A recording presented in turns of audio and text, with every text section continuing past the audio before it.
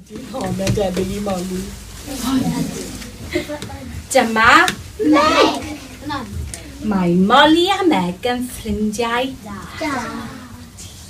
Mae Molly a Meg yn mynd i'r gampfa I gadw'n heini. Mae Meg yn rhedeg. Mae Meg yn rhedeg ar hyd y trac.